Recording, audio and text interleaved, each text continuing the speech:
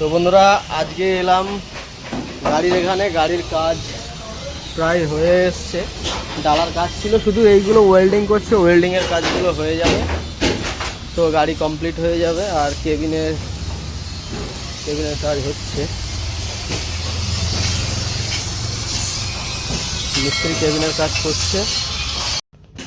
তো বন্ধুরা, গাড়ির কেবিনের মধ্যে উঠলাম। আর এই যে পিছনে হেলানের যে কাঠ কালো রং করা, এগুলো সব কিনে আনতে হয়েছে। প্লাস এখনও কেবিনের ডেকোরেশনের জন্য সানমাইকার, তারপরে প্লাইউড এগুলো লাগাতে হবে। তো গাড়ি মালিক গেছে আজকে আনতে।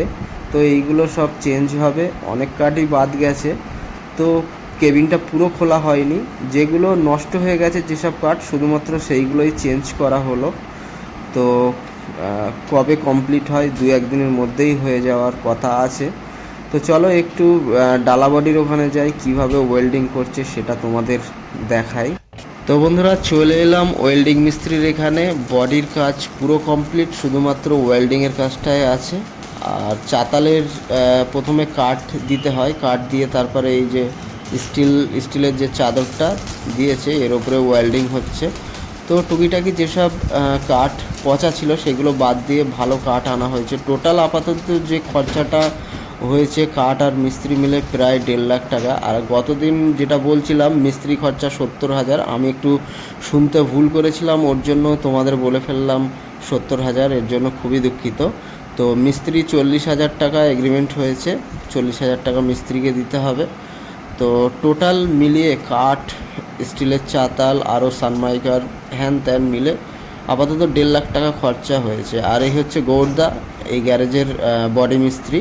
তো বডি মিস্ত্রি এই যে চেকার প্লেট লাগাচ্ছে, মানে খারাপ যে চেকার প্লেটগুলো ছিল সেইগুলো আর তো লাগবে না, তো নতুন করে এইসব চেকার প্লেটগুলো লাগানো হচ্ছে। গাড়ি এখনও রেডি হতে 3-4 দিন সময় মিনিমাম লেগে যাবে। তো এখনও 2-1টা কাজ আছে। ব্যাটারি মিস্ত্রি মানে ইলেকট্রিক মিস্ত্রির কাজ আছে। ইলেকট্রিক মিস্ত্রি যেদিন কাজ করবে অবশ্যই তোমাদের দেখাবো। তো ভিডিওটাতে অবশ্যই একটা অন্তত লাইক দিও। এত কষ্ট করে ভিডিও বানাচ্ছি, একটা তো লাইক পেতে পারি। তো চলো, আবার দেখা হচ্ছে কাল এক সময় এসে তোমাদের গাড়ির কতটা কি কাজ হলো অবশ্যই দেখাবো।